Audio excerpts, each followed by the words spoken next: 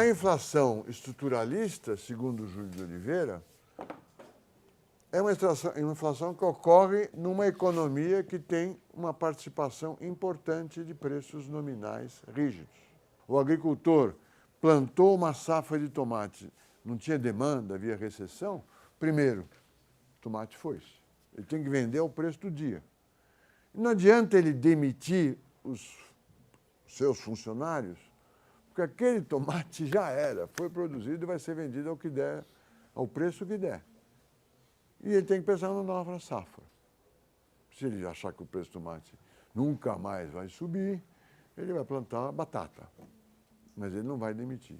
Agora, se o preço do Volkswagen cai, ele reduz a quantidade produzida, demite funcionários, fica cheio de carro nos pátios e vai pensar se vai produzir mais ou não, se vai contratar mais ou não no momento seguinte. A conclusão do Júlio de Oliveira, ou a proposta do Júlio de Oliveira, que é muito interessante, pelo menos eu acho. Os estruturalistas estão falando que tem alguns preços que causam inflação. Para que eles causem inflação, é preciso que a economia tenha preços nominais rígidos e preços flexíveis. Se tiver só preço flexível, não causa inflação. Basta controlar a quantidade de moeda, cai a inflação. Então, essa composição entre competitivo e oligopólio é que está atrás do fenômeno inflacionário. A proposta dele é a seguinte: o que explica é a composição desses dois setores, que ele vai colocar participação da indústria na economia, no PNB, participação da agricultura no PNB. É um país mais industrial, menos industrial. Ela pode ser alta e baixa. E aqui, ele põe aqui, eu vou chamar isso aqui, elasticidade da oferta. É um nome ruim, mas eu vou usar. É o nome que eu estou inventando, da oferta de PNB. Se há um choque, se há um aumento no preço do petróleo nos Estados Unidos, como houve em 1974, foi uma elevação em 79, 2 vezes, foi uma elevação muito grande. Afetou todas as economias do mundo. Mas nos Estados Unidos você teria, nos Estados Unidos, na França, na Alemanha, na Inglaterra, na Itália, na Espanha, todos esses países desenvolvidos, você tem alternativas ao petróleo. Por exemplo, no transporte público. Você tem o metrô, a cidade é menor ou mais bem organizada, pode ir a pé, pode usar bicicleta, pode usar um ônibus. É uma crise. O carro vai estar sendo pouco usado, mas tem muita possibilidade de substituir. É muito difícil, mas eles conseguem se adaptar com uma determinada facilidade. A curva de possibilidade de produção, vamos pegar aqui dois, vai ser o terceiro caso. Eu vou colocar isso aqui. Ó.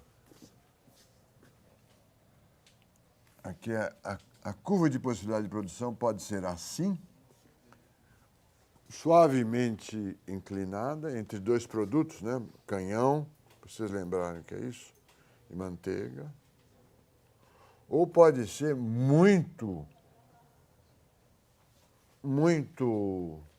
convexa. Os Estados Unidos é assim, quase reto.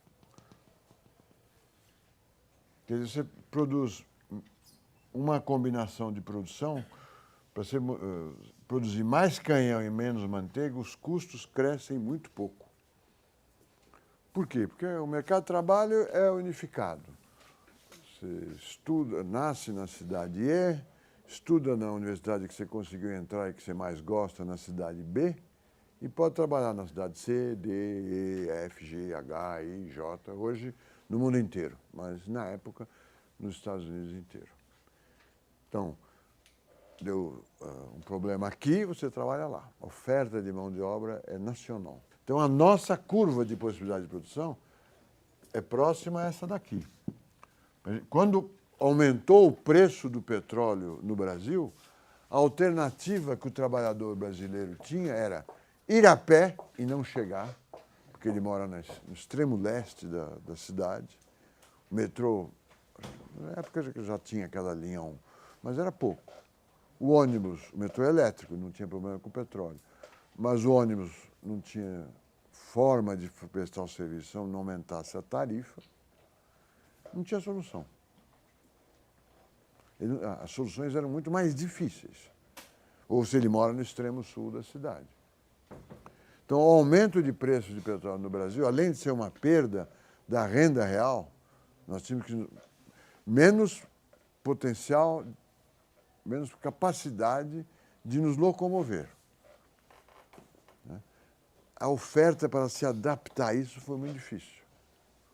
Alguns anos depois da crise apareceu o Proálcool, e o Proálcool foi uma solução com a produção de etanol para os carros poderem ir para lá. Mas a crise do petróleo no Brasil significava paralisia, se faltasse petróleo. Paralisia. Paralisia não é brincadeira, é você não poder sair de casa, ou se sair não ter pão, não tem leite, não tem gasolina, sem dúvida, não tem serviço de saúde, não tem aula, eu não consigo chegar aqui. Diferente dos Estados Unidos ou da França. Há outras alternativas. Também foi difícil, mas para nós mais difícil. Aqui no país com muita possibilidade de substituição, as variações de preço, aqui é sempre alta e baixa, né? Então, aqui vamos para os Estados Unidos e aqui um país pobre.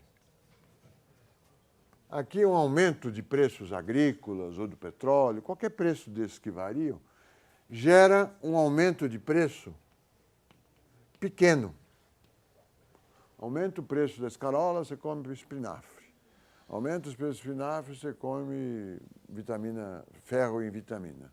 Num país de baixa elasticidade de oferta de produção, os aumentos de preços são grandes.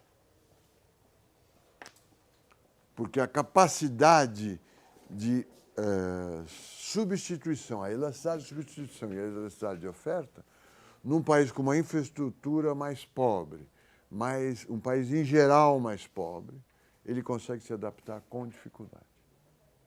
Então, neste país aqui, por exemplo, a crise de petróleo gera uma inflação menor do que neste. Depois é preciso estudar a participação da indústria e a participação da agricultura. Quando a participação da indústria, no caso dos Estados Unidos, é alta. Aqui está os Estados Unidos. Aqui está um país da África. Participação da agricultura. Aqui, baixa, né? Aqui está os Estados Unidos. Aqui está a África. Então, são dois exemplos, né? Os Estados Unidos têm uma alta participação da indústria. Pequenas variações de preços relativos são necessárias. De preços relativos, porque eles se adaptam. País pobre, um país qualquer da África que seja pobre, ele tem grandes impactos de preço e não consegue se adaptar, mas a participação da indústria é muito baixa. Esses países aqui, Estados Unidos, perdão, está sujeito a uma creeping inflation. Uma inflação 2, 3, 4, 3, 2, 5, sempre com inflação. Por quê? Porque ele tem uma grande participação de preços nominais rígidos, representado pelo setor industrial. Então, sobe o preço do chuchu, sobe pouco, mas é repassado para todos os outros preços, porque a maior parte da economia trabalha com preços nominais rígidos. Dá inflação, sim, só que é uma creeping inflation. Por que é creeping? Porque a participação da indústria é alta, mas as variações de preços relativos necessárias para equilibrar os mercados é baixa. Na África, a inflação é zero, nesse país hipotético da África. Por quê? Falta mandioca, o aumento do preço da mandioca explode, não tem outro substituto. Quero lembrar o nome do substituto da mandioca, mas eu esqueci. Não dá para... Sobe o preço do petróleo, ninguém mais consegue trabalhar. Precisa aumentar o preço do petróleo em 1000%. Mas não tem indústria. Não tem preços nominais rígidos. Isso aqui não se propaga. Dá uma inflação muito baixa. E aqui está a chave para entender a América Latina. Ela está aqui no meio. Como é que seria o meio aqui? Ela tem indústria, então ela está aqui, a América Latina está aqui no meio. Essa minha tabela ficou bem precária, mas vocês vão entender. Ela tem indústria, a economia da América Latina está se industrializando. A indústria já representa aqui 10, 15, 20% do PIB. Ou seja, 10, 15 ou 20% do PIB tem preços nominais rígidos. Se subir o preço do chuchu, ele vai impactar muito mais do que seria necessário, porque ele vai ser repassado no aumento do preço do Volkswagen, da gasolina e todos os preços nominais rígidos. E ele não é a África, mas ele não é a África que seria uma curva de possibilidade de produção sem escolha, mas ele tem altos custos para se adaptar a variações de preço. Então, ele está sujeito a grandes variações de preços relativos. Dá uma baita inflação. Então, para pensar no preço do petróleo, que não está nesse período, está depois. Aumenta o preço do petróleo, muito mais na América Latina do que nos Estados Unidos. Portanto, tem risco de dar mais inflação. A indústria não é tão grande quanto os Estados Unidos, mas é grande. Então, a combinação de um grande impacto de preço com a participação média da indústria na economia gera uma inflação alta. Nos Estados Unidos, o aumento do preço do petróleo é incômodo, mas o que precisa de variar o preço relativo é muito menos. Então, ele apresentou uma razão estrutural para a inflação. É a estrutura desses países, a participação da indústria no total do PIB e a elasticidade de oferta da economia como um todo, dada pela curvatura da curva de possibilidade de produção, é que indica a inflação. A origem é real e não nominal. Quer dizer, a origem está nas próprias formas de organização da produção, na estrutura etária, nas estradas que ligam o mercado, que unem ou não o mercado de trabalho, uma porção de características permanentes da economia. Elas que geram esse fenômeno inflacionário latino, essa inflação estrutural. Ele é um neoclássico. Ele está tentando fazer uma síntese, ele está tentando contemporizar com monetaristas e estruturalistas. Não é contemporizar, seria maldade minha. Ele está tentando superar a divergência. Tudo isso é uma boa explicação, mas para que o nível geral de preços cresça permanentemente, é preciso que a oferta de meios de pagamento seja passiva.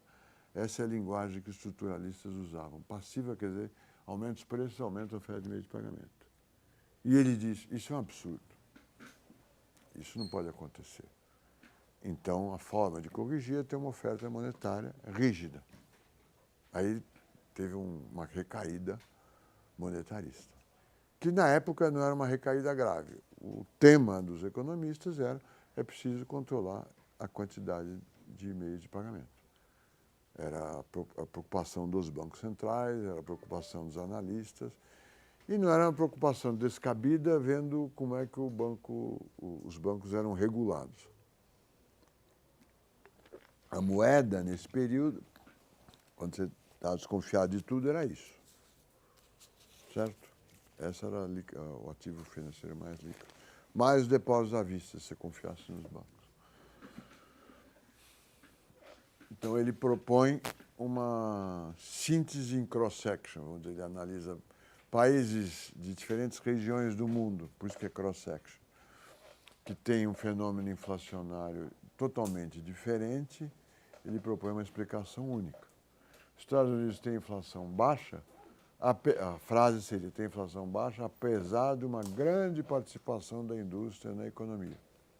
Ela é baixa porque as variações de preço necessários para essa economia diversificada, complexa, maleável, plástica, as variações de preços relativos são relativamente pequenas. Pequenas quando se compara a outros países do mundo. A África, esse país hipotético que eu estou mencionando, a África não tem indústria. Não tem elasticidade de substituição, ela é zero. Se ela for produzir um automóvel, ela não consegue, nem que tirar todo mundo da agricultura e pôr numa fábrica, não consegue. Se ela quiser produzir mais milho e menos batata, vai ser muito difícil, porque a tribo A está acostumada a produzir milho, a tribo B, batata, não se dão há muito tempo, um escravizou o outro e tal. Caiu a oferta de milho, caiu a oferta de milho. O preço do milho vai lá para cima, certo? Então ela estaria sujeita a muita inflação. Mas ela não tem nenhum setor com o poder de fixar preços no mercado. Se aumentou o preço do milho e não aumentou a quantidade de moeda, não tem jeito da inflação. É o mundo da teoria quantitativa da moeda. Nem sei se esses países têm moeda, esse país hipotético sobre o qual eu estou falando. Deve usar o dólar para as transações internacionais, lá dentro a moeda não tem muito valor. A América Latina é um país composta por países na adolescência. Ela já tem indústria. Então, ela já tem um mecanismo de propagação de qualquer aumento de preço, ela já tem um setor que trabalha com preços nominais rígidos e repassa os aumentos de custo, muito importante, a indústria. Ela está se industrializando. Mas é adolescente, porque ela não tem a estrutura produtiva da França ou dos Estados Unidos. As estradas não tornam o mercado nacional, as regiões não são suficientemente homogêneas para a população se deslocar de um país para outro, de um lugar para outro. A oferta de infraestrutura, que eu acabei de descrever, é precária. As habilidades da mão de obra são especializadas. A população é pobre, uma boa parte dela não consegue consumir um pouco menos de gasolina do que consumiu antes. O consumo de gasolina é inevitável. Sem gasolina ele não chega ao lugar de trabalho. Não há alternativas, são poucas alternativas. Esses países é que estão sujeitos a uma inflação latina, porque as variações de preço são grandes, o repasse é grande. São grandes por causa da baixa elasticidade de oferta. E o repasse é grande relativamente aos outros países, porque já tem muita indústria, já tem sindicato. O sindicato também faz a política de preços nominais, né? Quer dizer, eu quero ganhar o que eu ganhava ano passado, mais inflação. Não tem nada a ver com a demanda e com a oferta. Esses países têm inflação latina, trágica, alta, insustentável, absurdo, que prevalece. Eu estou falando agora como monetarista, que esses adjetivos são monetaristas, que prevalece no período 45, no caso do Brasil, até 94. Seria uma razão, uma explicação estrutural.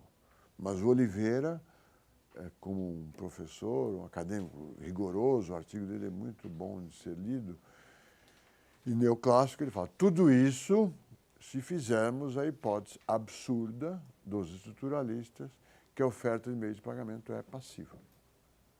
Ele fala, não pode ser passiva.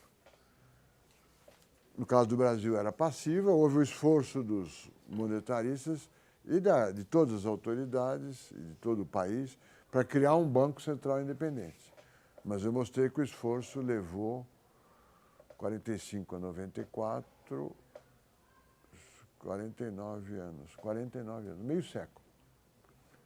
E bem do jeito brasileiro. Foi, mas depois mudou, voltou, mas veja bem, não era assim e tal.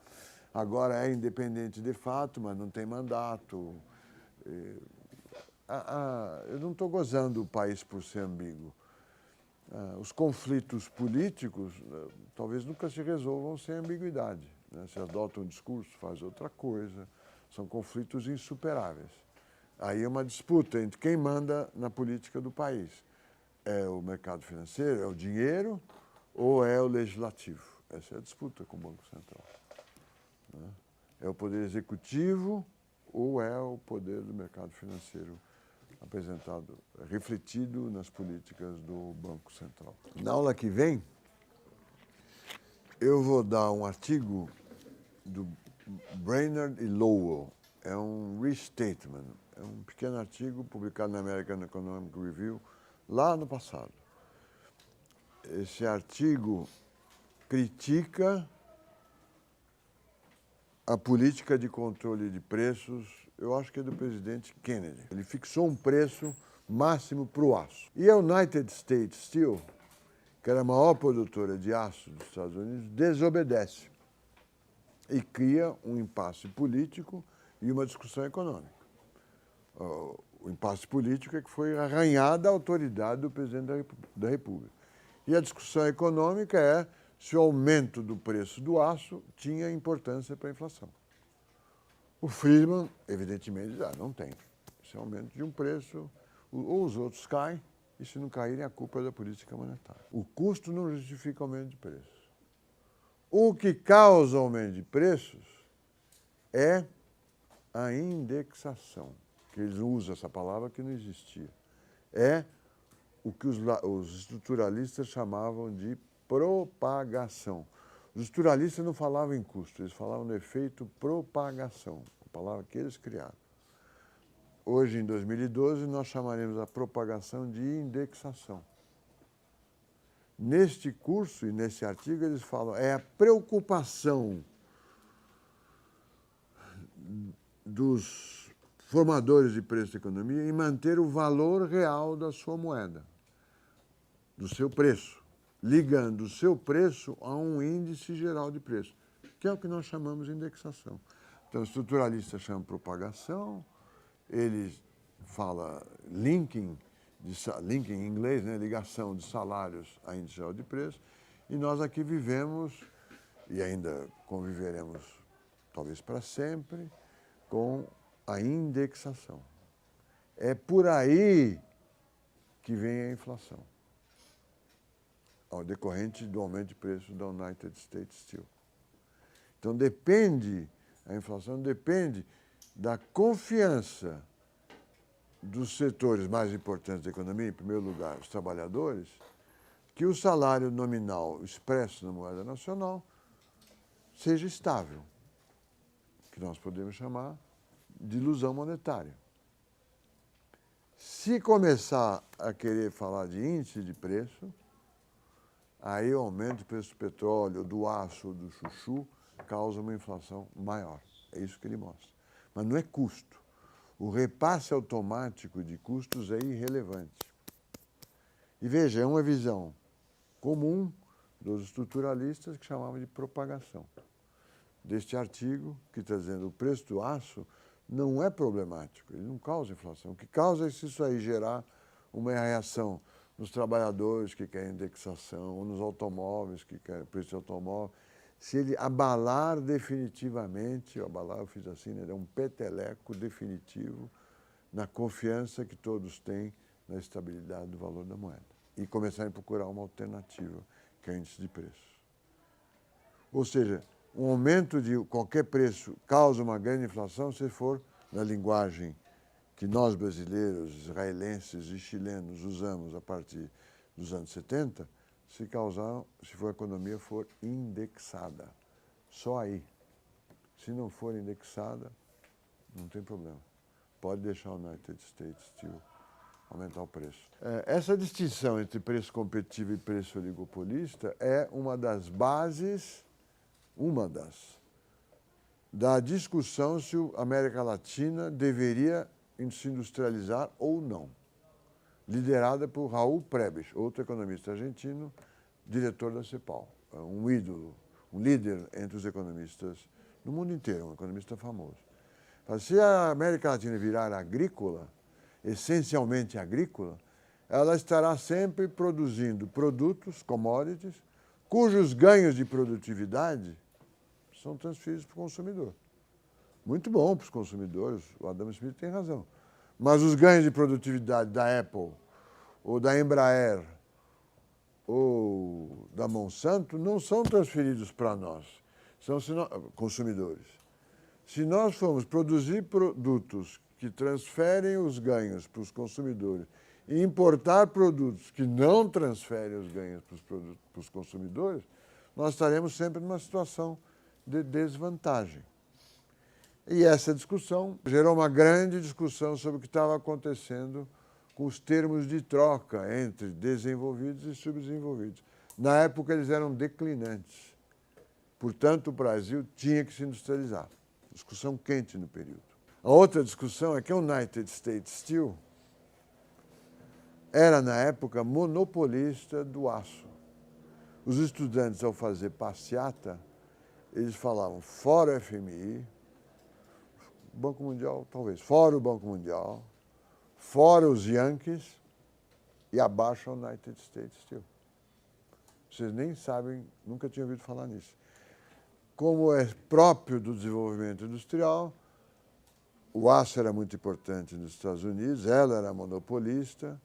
Com o tempo, ela perde, como é natural, as vantagens competitivas para concorrentes, para o Japão, para a Coreia, para o Brasil, para a China. Hoje o aço não é uma indústria, é concentrada, mas não tem nada a ver com a concentração daquela época. E o US Steel, não sei se sobrevive. Se sobrevive, não é mais uma empresa importante como era no passado, né? Então, não há, entre as 100 maiores empresas americanas, na listas que eles fazem, não há nenhuma que tenha mais que 100 anos, o que dá uma ideia do vigor da competição. Então é isso.